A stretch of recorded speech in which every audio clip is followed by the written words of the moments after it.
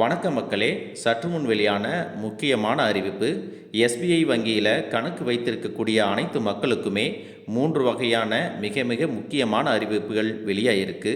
அதாவது savings bank account, ATM and KYC மற்றும் online பரிவர்த்தனைகள் என்று 3 அறிவிப்புகள் வெளியாகிருக்கு.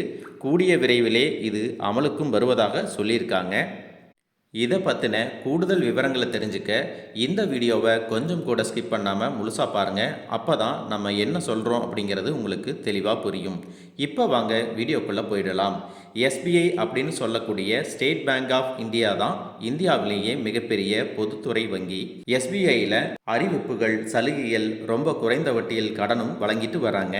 இந்த மாதிரியான நிறைய பயன்கள் வந்து கொடுக்கறதுனால எஸ்பிஎல் வங்கியில் தான் அதிகமான வாடிக்கையாளர்கள் இருக்கிறாங்க. இப்படிப்பட்ட சூழ்நிலையில் எஸ்பிஐ வங்கி வாடிக்கையாளர்களுக்குன்னு 3 புதிய விதிகளை வெளியிட்டிருக்காங்க. இதில் முதல் விஷயமாக ஆன்லைன் வங்கி கட்டணம் வரப்போகுது அப்படின்னு சொல்லியிருக்காங்க. எதுக்காக அப்படின்னு பார்த்தீங்கன்னா, இப்போ எல்லாரும் டிஜிட்டல் டிரான்சாக்ஷன் தான் அதிகம் பண்ணுறாங்க. கையில் ஒருத்தருக்கு பணமாக கொடுக்கறத விட நாம் டிஜிட்டல் தான் அதிகமாக பண பரிவர்த்தனை செஞ்சிட்ருக்கோம். எஸ்பிஐ வங்கியில் யாரெல்லாம் ஆன்லைன் சேவைகளை பயன்படுத்திட்டு இருக்காங்களோ அவங்களுக்கு மாதம் 200 ரூபாய் கட்டணமாக விதிக்கப்படும் அப்படின்னு சொல்லியிருக்காங்க. எதற்காக அப்படின்னா, ஜிபே, ஃபோன்பே, பேடிஎம் இந்த மாதிரி யூபிஐ ஆப் மூலமாக டிரான்சாக்ஷன் பண்ணும் பொழுது இந்த கட்டணம் மாதம் வசூலிக்கப்படும் அப்படின்னு சொல்லியிருக்காங்க. இனிமேல் டிஜிட்டல் பேமெண்ட் தான் நாம் பண்ண போகிறோம் அப்படின்னா இந்த கட்டணம் செலுத்த வேண்டியது இருக்கும். டிஜிட்டல் பண பரிவர்த்தனைகளை எல்லோருமே செய்யும் பொழுது பிளாக் மணி யூஸ் பண்ணுறதை தடுக்க முடியும் அப்படின்னும் சொல்லியிருக்காங்க.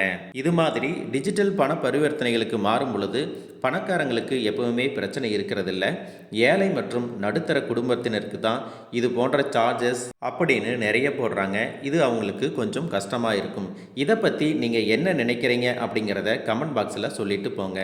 இரண்டாவது அறிவிப்பாக என்ன சொல்லியிருக்காங்கன்னா, சேவிங்ஸ் பேங்க் அக்கௌண்ட்டில் ஏடிஎம் நீங்கள் யூஸ் பண்ணுறீங்க அப்படின்னா மாதம் 5 முறை இலவசமாக நீங்கள் பணம் எடுத்துக்கலாம். ஆனால் அதை இப்போ மாற்றி மாதத்திற்கு 3 முறை மட்டுமே இலவசமாக பணம் எடுத்துக்கொள்ள முடியும். அதற்கு பிறகு நீங்கள் ஏடிஎம் பயன்படுத்தி பணம் எடுக்கக்கூடிய ஒவ்வொரு முறைக்கும் 25 ரூபாய் கட்டணமாக வசூலிக்கப்படும் அப்படின்னு சொல்லியிருக்காங்க. மூன்றாவது அறிவிப்பாக யாரெல்லாம் எஸ்பிஐயில் சேவிங்ஸ் அக்கௌண்ட் வச்சுருக்கீங்களோ எஸ்பிஐயில் அவங்களுக்கு பார்த்தீங்கன்னா அவங்க அக்கௌண்ட்டில் இருக்கக்கூடிய பணத்திற்கான வட்டி 2.70% கொடுக்கறதா சொல்லியிருக்காங்க. அதுவே அவங்க சீனியர் சிட்டிசன் 60 வயதுக்கு மேலே இருக்கிறவங்களாக இருந்தால் அவங்களுக்கு 8.20% வட்டி கிடைக்கும் அப்படின்னு சொல்லியிருக்காங்க. கேஒய்சி அப்டேட் பண்ணுறதுக்காகவும் ஒரு விஷயத்தை சொல்லியிருக்காங்க. அது என்னென்னா, நீங்கள் கேஒய்சி அப்டேட் பண்ணுறதுக்கு பேங்க்குக்கு நேரடியாக போய் அங்கே அப்டேட் பண்ண நேரம் இருக்காது. ஒருவேளை நீங்கள் அங்கே போனாலும் ரொம்ப நேரம் காத்திருக்கிற மாதிரி சூழ்நிலை இருக்கலாம். இந்த சிரமங்களை எல்லாம் குறைக்கிறதுக்காக நீங்கள் ஆன்லைன் மூலமாகவே உங்களுடைய மொபைல் ஃபோன் அல்லது லேப்டாப் இருந்துச்சுன்னா வெறும் உங்களுடைய ஆதார் எண் மற்றும் உங்களுடைய மொபைல் எண்ணை பயன்படுத்தி கேஒய்சியை கம்ப்ளீட் பண்ணிக்கலாம் அப்படின்னு சொல்லியிருக்காங்க. இந்த விதிமுறைகள் பார்த்தீங்க அப்படின்னா எல்லாமே இப்போ அமலுக்கு வந்துருச்சு. இதற்கு மேலே இந்த ரூல்ஸ் படி தான் எஸ்பிஐ வங்கியில் இருக்க போகுது.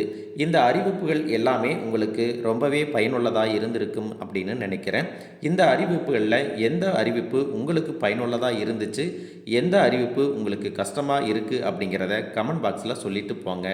மேலும் இது போன்ற கவர்மெண்ட் அறிவிக்கின்ற உண்மை அப்டேட்டுகளை தெரிஞ்சுக்க நம்ம சேனலை சப்ஸ்கிரைப் பண்ணுங்கள். வீடியோ பிடிச்சிருந்தா ஒரு லைக் பட்டனையும் தட்டி விட்டுருங்க. தேங்க்யூ ஃபார் வாட்சிங்.